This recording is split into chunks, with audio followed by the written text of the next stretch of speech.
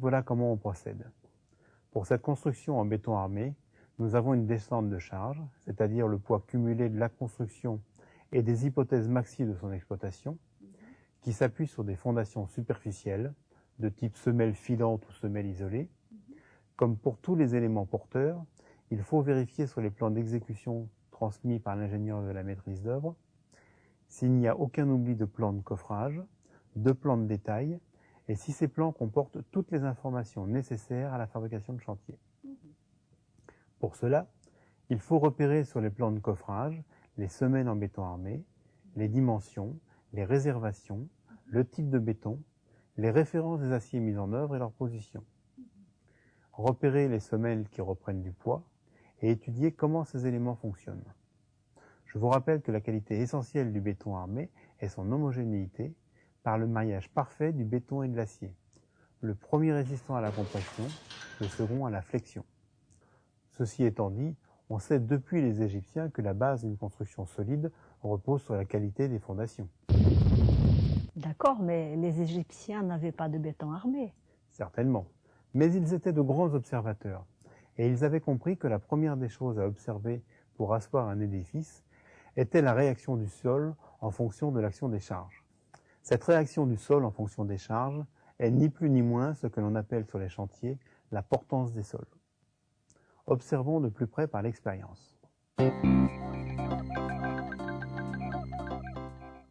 Prenez un simple piquet de bois, essayez de le planter dans du sable sec aéré, dans du sable tassé par de l'eau, dans de la terre humide travaillée comme celle d'un jardin par exemple, dans de la terre humide compacte, dans de la terre sèche, du gravier, autant d'expériences qu'il y a de sols différents, sans aller quand même dans de la roche car c'est peine perdue.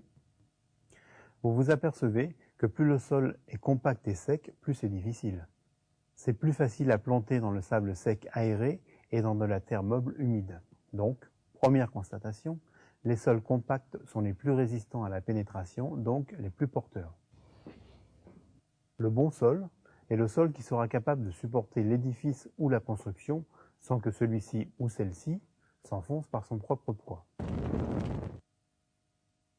Le pénétromètre va nous permettre de vérifier le taux de compressibilité des sols pour éviter un affaissement de la construction par des tassements importants, ce qui ferait à terme des fissures. C'est en fonction de la résistance à la compressibilité du sol et la profondeur à laquelle le bon sol se trouve que nous ferons des fondations plus ou moins profondes et que nous dimensionnerons les semelles. Et si le sol, c'est de la roche?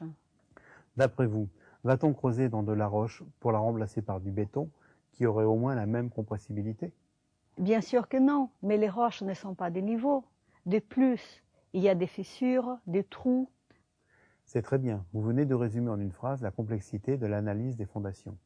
Nos constructions sont de niveaux et leur emprise ne se résume pas en points de quelques centimètres carrés. Si le sol est très résistant, très porteur comme la roche, et qu'il n'est pas de niveau, ce qu'il faut éviter, c'est qu'il glisse.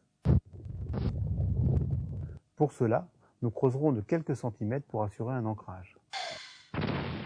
Si par contre, nous avons sous le bâtiment à construire une partie très dure et une autre très faible, nous allons réaliser des puits de béton dans les parties faibles pour remonter le sol dur en surface, que nous relierons par un système de poutres en béton armé.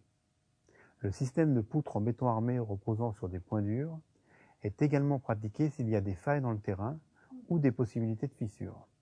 Normalement, la maîtrise d'œuvre fait faire des études géologiques pour permettre à son ingénieur structure béton armé de calculer quel est le meilleur système de fondation pour que la construction tienne debout et pour prévoir quel en sera le coût.